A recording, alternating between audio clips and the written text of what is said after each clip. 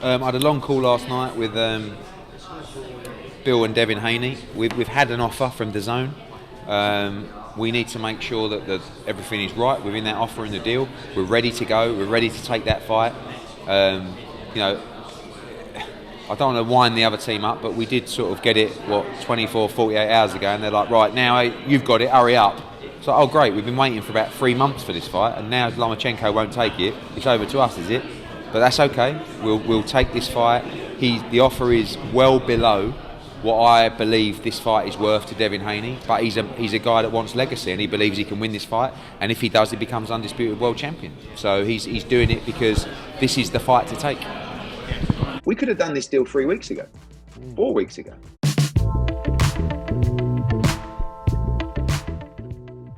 That was Eddie Hearn pointing out the top of unprofessionalism by Kambosos only when it comes to the Devin Haney negotiations. Because like Eddie Hearn revealed, this fight could have been done and official 4 weeks ago. But George Kambosos stalled negotiations, putting Devin Haney negotiations on hold for months in order to wait for Vasyl Lomachenko, a man that was in war. So after George Kambosos negotiated with Vasyl Lomachenko for 4 months, just for Lomachenko to turn the fight down, he turns around and tells Devin Haney he has 3 days to accept his new offer with his diva demands. And guess what? That's exactly what Devin Haney is gonna do in order to whip Kambosos for the culture. Now, what we know for a fact is that Devin Haney was always willing to take a pay cut in order to make this fight happen. After all, Devin Haney told Kambosos to his face, you can have the A side, you can have the lion's share. As long as it makes sense, we're gonna make the fight happen. Then Devin Haney later found out that Kambosos was never trying to make sense because he never was trying to become undisputed if he had to go through Devin Haney. Which is why Kambosos has been ignoring Devin Haney this whole time to negotiate with Vasyl Lomachenko, a fighter that had nothing to offer. A fighter who recently lost to Teofimo Lopez in an ugly fashion. The exact same fighter Kambosos just beat. So naturally, Lomachenko should never have been in the picture to begin with. It should have been only Devin Haney for undisputed. The exact same way the fans and old media pushed Canelo to become undisputed against Caleb Plant is the exact same way old media and the fans should have been pushing Kambosos to make history and become undisputed against Devin Haney, so he can join the list with the fighters such as Pernell Whitaker, the last undisputed champion in the lightweight division. Imagine your name being printed next to Pernell Whitaker, one of the greats. Nevertheless, the main point here is Devin Haney was always willing to do whatever it takes to make the undisputed fight happen, including taking a pay cut, traveling to Australia, so on and so forth. Devin Haney had agreed to all of Kambosos' terms a long time ago. But that's when Chris Mannix came out and lied to the public, where he said that Devin Haney outpriced himself. Chris Mannix said, quote, talks for a lightweight title fight between Devin Haney and George Kambosos have stalled. Officials involved have struggled to come up with a financial package that will satisfy Haney. End of the quote. Now, when Chris Mannix lied to the public without any shame, I automatically contacted Bill Haney to get his take on it. This is what Bill Haney had to say. Chris Mannix also came out and stated, quote, talks for a lightweight title fight between Devin Haney and George Kambosos have stalled. Officials involved have struggled to come up with a financial package that will satisfy Haney. So essentially, Chris Mannix is stating that Devin Haney outpriced himself. What's your thoughts on his comments?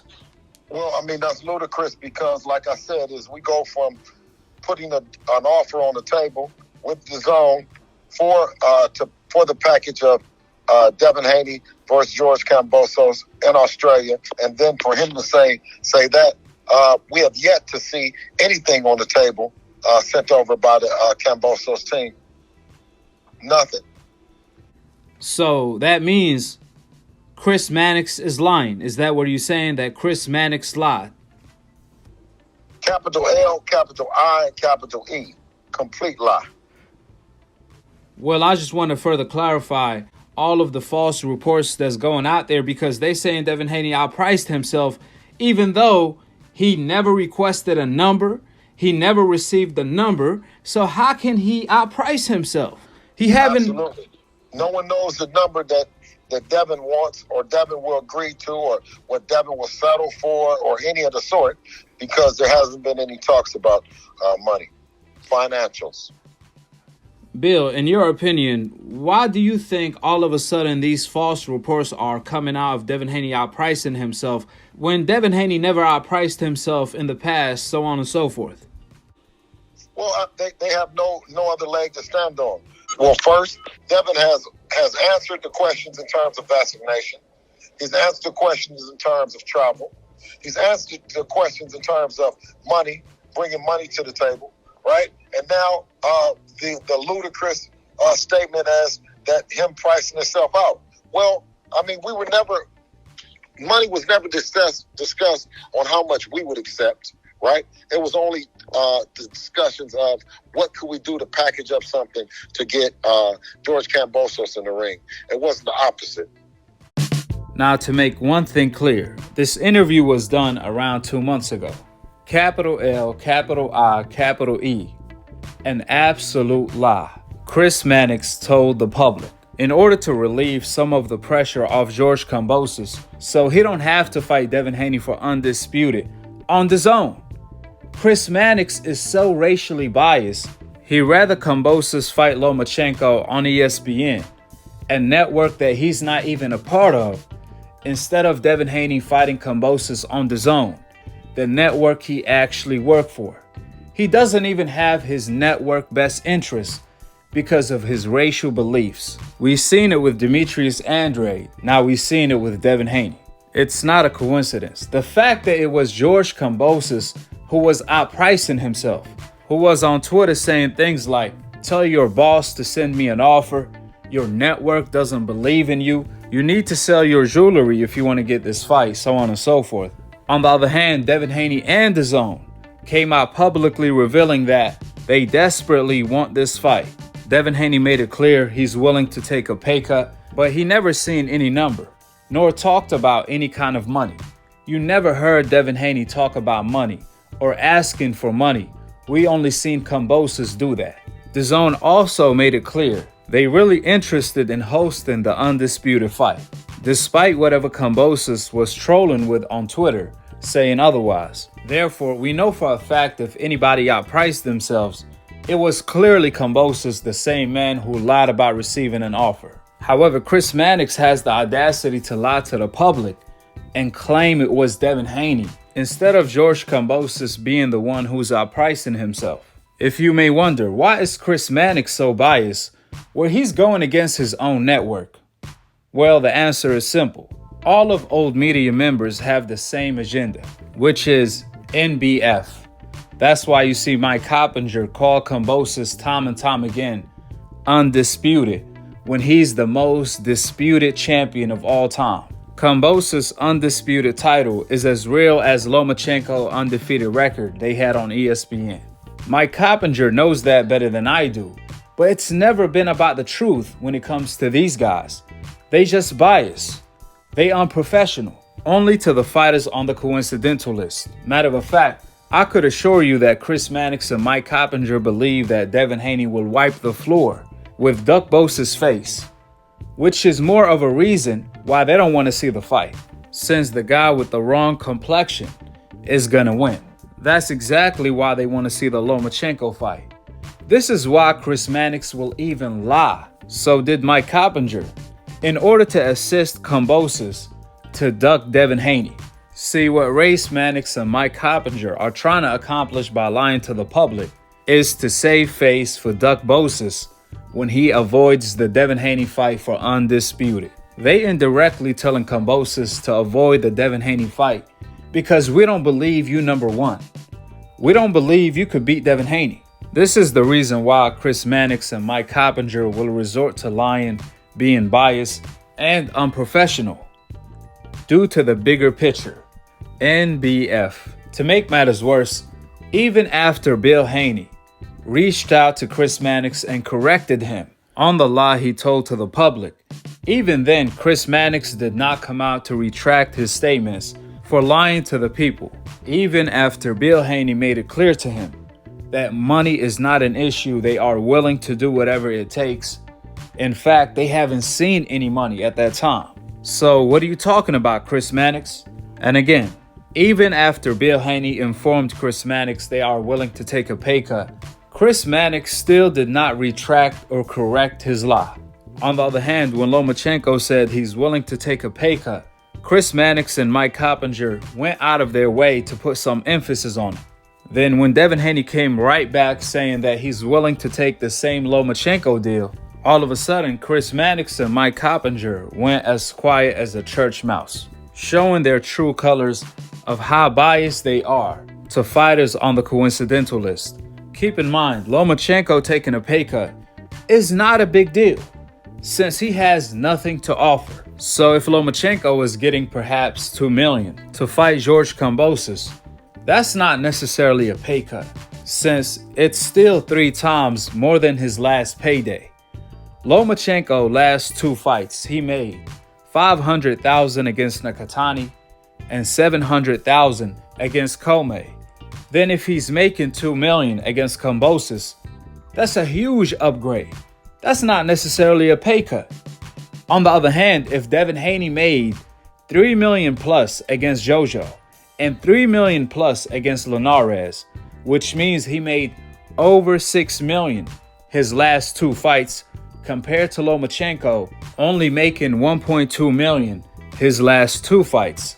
Therefore, Devin Haney taking a pay cut of $2 million perhaps to fight Kambosos is a huge deal, because Devin Haney could have easily made $4 million against Zepeda, the Golden Boy knockout artist at 135.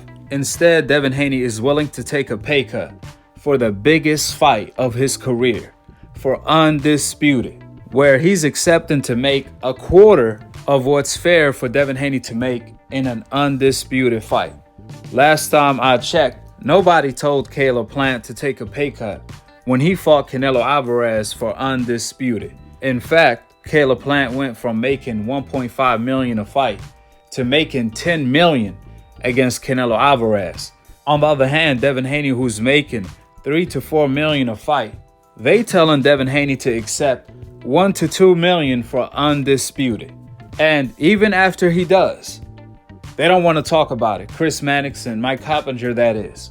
They want to put some emphasis on Lomachenko taking a pay cut, but they don't want to put no emphasis on Devin Haney taking a pay cut when he's doing it in a bigger fashion for Undisputed. Why they don't talk about the sacrifices Devin Haney is making, the fact that he's willing to take a pay cut. More importantly, the fact that Kambosos still wants to be the A side, even if Kambosos loses to Devin Haney in his hometown. He still wants the rematch in Australia, yet again with the same deal.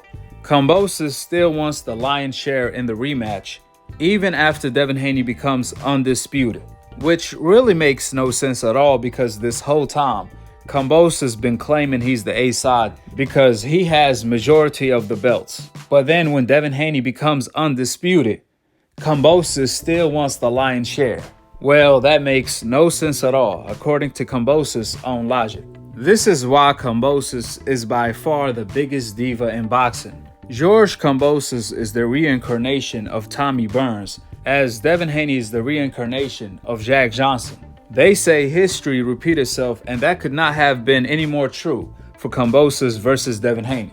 Do you guys know around the 1920s, the heavyweight champion of the world was Tommy Burns, who was actually from Australia, where Jack Johnson had to chase him all around the globe and take a bogus deal in order to land the fight with the Australian, Tommy Burns, because he did whatever it takes to duck Jack Johnson, just like Kambosos is doing whatever it takes today to duck Devin Haney. We all saw how Kambosos was lying and trolling Devin Haney, telling Devin Haney that DAZN don't believe in you, they don't have no money, so on and so forth.